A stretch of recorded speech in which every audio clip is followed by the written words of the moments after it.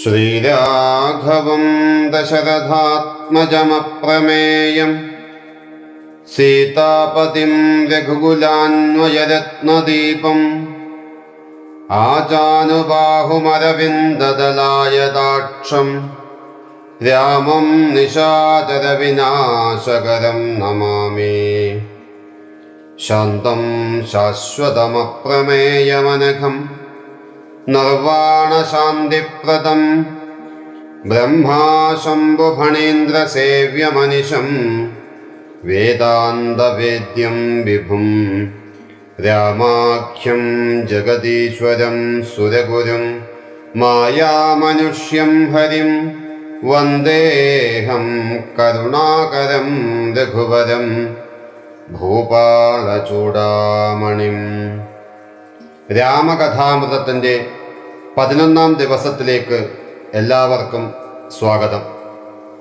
രാമായണ ചിന്തനത്തിലൂടെ രാമായണത്തിലെ ചില വിഷയങ്ങൾ പ്രത്യേകം ചർച്ച ചെയ്തുകൊണ്ടാണ് ഈ പരമ്പര മുന്നോട്ടു പോകുന്നത്. ബലവാനായ ബാലിയാകട്ടെ ഇന്നത്തെ ചിന്താവിഷയം. ബലമാണ് ബാലി. രാമായണത്തിൽ ശ്രീരാമൻ ഏറ്റവും കൂടുതൽ പഴികേട്ടിട്ടുള്ള 3 കാര്യങ്ങൾ ബാലിവധവും സീതാപരിത്യാഗവും ശംഭൂകവധവുമാണ്. രാമായണത്തിലെ അന്തരാർത്ഥങ്ങൾ സാമാന്യ യുക്തിക്ക് അതീതമാണെന്നും അതാണ് രാമായണത്തിൻ്റെ മാഹാത്മ്യമെന്നും കണ്ടെത്തി സമാധാനിക്കുന്നത് മാത്രമാണ് ഇക്കാര്യത്തിൽ ഉചിതം എന്ന് മാത്രമേ പറയാനുള്ളൂ. ചരാചരങ്ങൾ ഉൾപ്പെട്ട ലോകത്ത് ബാലിവധം കാരണം രാമനുണ്ടായതുപോലെയുള്ള ദുഷ്കീർത്തി ദ്രോണവധം മൂലം ഉണ്ടാകുമെന്ന് അർജുനൻ യുധിഷ്ഠിരനോട് മഹാഭാരതത്തിൽ പറയുന്നുണ്ട്.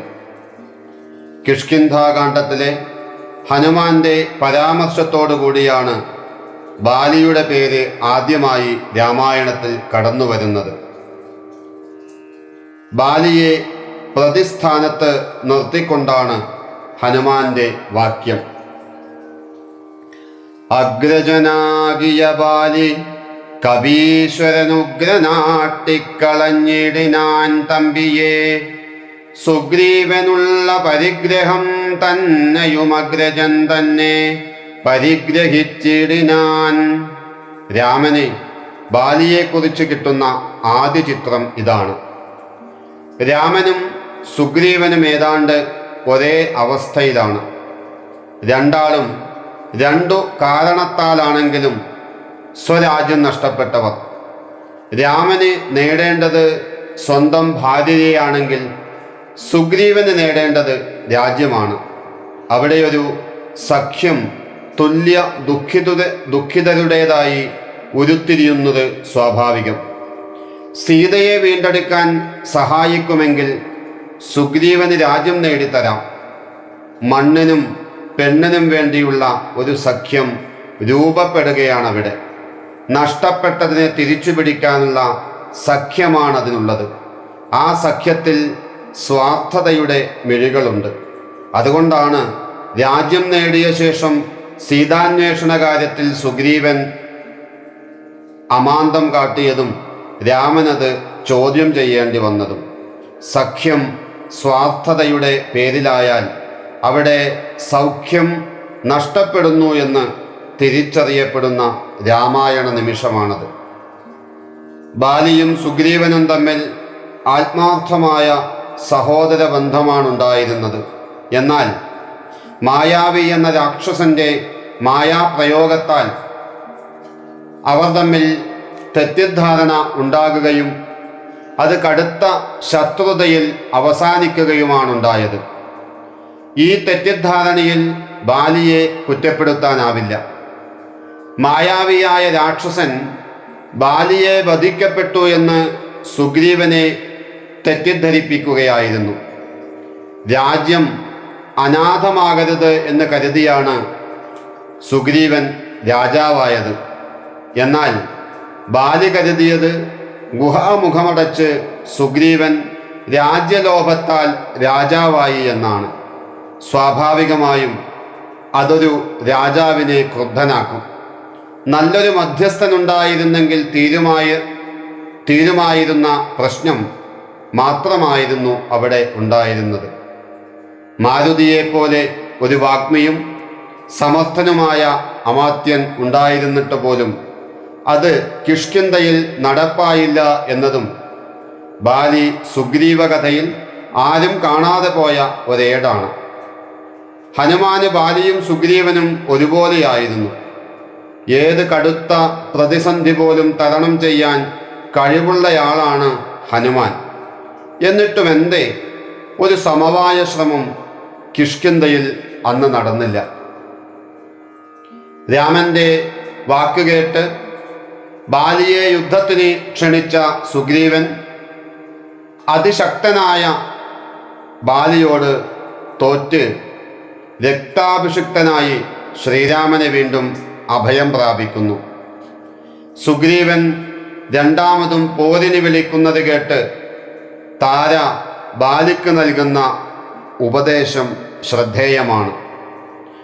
വിഗ്രഹത്തിങ്കൽ പരാജിതനായിപ്പോയ സുഗ്രീവനാശു വന്നിടുവാൻ കാരണം എത്രയും പാരം പരാക്രമമുള്ളോരു മിത്രമവനുണ്ടു പിന്തുണ നിർണയം. അതിസൂക്ഷ്മമായ ഒരു യുദ്ധരഹസ്യമാണ് താരയിലൂടെ എഴുത്തച്ഛൻ കോർത്തിടുന്നത്. ഒരിക്കൽ പരാജയപ്പെട്ടവൻ വീണ്ടും പോരിന് സജ്ജമാകുമ്പോൾ അവന് പിന്നിൽ മറ്റൊരു ശക്തി തീർച്ചയായും ഉണ്ടാകും. രണ്ടാമതൊരു അവസരം യുദ്ധത്തിൽ ശത്രുവിന് നൽകരുത്. ബാലിയെ യുദ്ധതന്ത്രം ആരും പഠിപ്പിക്കേണ്ടതില്ല. ഇന്ദ്രപുത്രനായ ബാലി കരുത്തൻ മാത്രമല്ല, അപാര പരാക്രമശാലിയുമാണ്. തൻ്റെ വാലിൽ പിടിച്ച രാവണനെയും കൊണ്ട് നാഴിക നേരം കൊണ്ട് 7 സമുദ്രങ്ങളും താണ്ടി സ്നാനം ചെയ്തവനാണ് ബാലി. ബാലിയുടെ കൈക്കരുത്ത് അന്ന് രാവണൻ കണ്ടും കൊണ്ടും അറിഞ്ഞതാണ്. താരയുടെ ഉപദേശം ബാലി വകവെക്കാത്തതിന് കാരണമുണ്ട്. ഒന്ന്, അതിശക്തനായ തനിക്ക് എതിരു നിൽക്കാൻ ധൈര്യമുള്ളവൻ ആരാണ്? അത് ആത്മവിശ്വാസമാണ്, അഹങ്കാരവുമാണ്.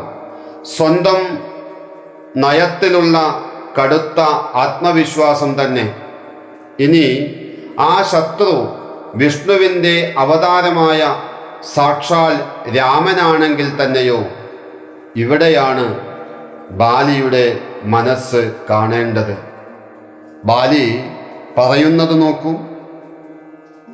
രാമനെ സ്നേഹമെന്നോളമില്ലാർക്കുമേ രാമനാകുന്നതു സാക്ഷാൽ മഹാവിഷ്ണു.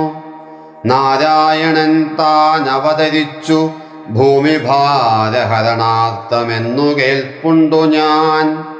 പക്ഷഭേദം ഭഗവാനില്ല നിർണയം, നിർഗുണനേകനാത്മാരാമനീശ്വരൻ.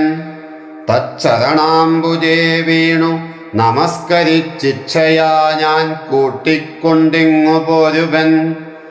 മൽഗൃഹത്തിങ്കലുപകാരവുമേറും സുഗ്രീവനേക്കാളുമെന്നെ കൊണ്ടോർക്ക നീ. തന്നെ ഭജിക്കുന്നവനെ ഭജിച്ചിടും, അന്യഭാവം പരമാത്മാവിനില്ലല്ലോ.